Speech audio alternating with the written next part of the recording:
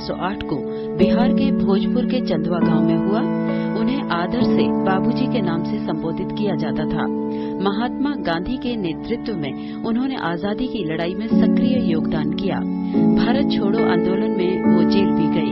1936 में 28 साल की उम्र में ही उन्हें बिहार विधान परिषद का सदस्य चुना गया था।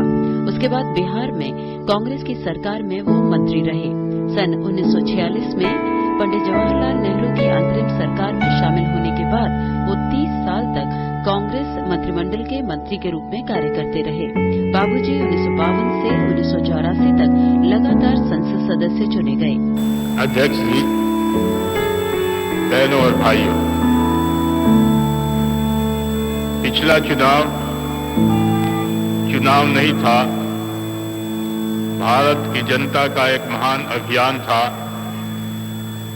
उस समय के परिस्थितियों को बदल देने का, तानाशाही के धारा को मोड़ देने का और भारत में प्रजातंत्र के बुनियाद को मजबूत कर देने का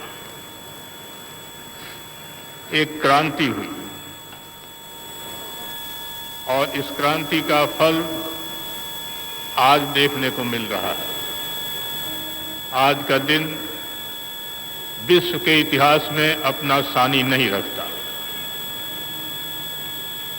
शायद ही दुनिया में इस तरह की राजनीतिक घटना घटी हो जब इतनी राजनीतिक संस्थाएं, जो शायद थोड़े ही दिन पहले एक दूसरे से के प्रतिद्वंदी थे, मिलकर के एक साथ हो गए, एक लक्ष्य को, एक उद्देश्य को सामने रखकर। इस चुनाव में अपूर्व विजय हुई है और सबसे बड़ी उपलब्धि इसकी ये रही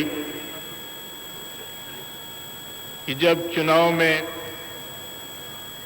जाति और धर्म के द्वारा बहुत उत्तेजना भी फैलती थी और निर्णय भी हो जाते थे, इस चुनाव में दोनों बातें भुला दी गई।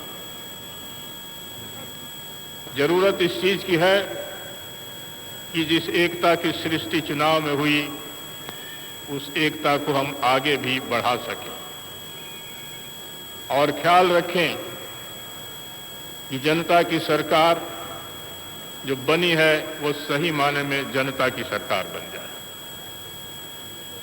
जो समाज के प्रत्येक वर्ग ये महसूस करने लगे कि ये सरकार हमारी है और हमारी आकांक्षाएं ही ये पूरा नहीं करेगी, बल्कि हमारे ऊपर जो अन्याय हो रहे होंगे उन अन्याय को भी यथाशीघ्र दूर कर देगी। इस सरकार की सफलता उस पर भी निर्भर करेगी जब हम भारत के अल्पसंख्यकों के भीतर ऐसा एक दृढ़ विश्वास पैदा कर सकेंगे कि वो समझेगा कि हमारा हित हमको सुरक्षित नहीं रखना है, बल्कि हमारा हित बहुसंख्यकों के हाथ में सुरक्षित है। भारत की बदकिस्मती इतिहास की यही रही है कि अल्पसंख्यक बराबर अपने आप को कुछ हीन भावना से ग्रसित समझता रहा। उस भावना को हम दूर कर सकें तो मैं मानूंगा कि एक जबरदस्त मजबूत समाज की सृष्टि होगी जो भारत की राष्ट्रीयता को इतना सबल बना सकेगी कि वो कभी किसी भी झकझोरे से कमजोर नहीं बन सकेगा। हमारा देश एक गरीब देश है और हमारी सबसे बड़ी समस्या गरीबी की है। बहुत सी समस्याएं हमारे सामने हैं, वो इस वजह से भी हैं कि वो गरीबी से निकलती हैं। ये छोटी बात नहीं है कि हम गरीबी को जल्दी दूर कर सकें, लेकिन जैसे हमारे पूर्व वक्ताओं ने कहा, अगर अपने हम समाज की परंपरा को बदल सकें तो इसमें संदेह नहीं है कि जितना साधन हमारे पास उपलब्ध है उस साधन से ही अपने यहाँ उत्पादन को अधिक बढ़ा सकते हैं।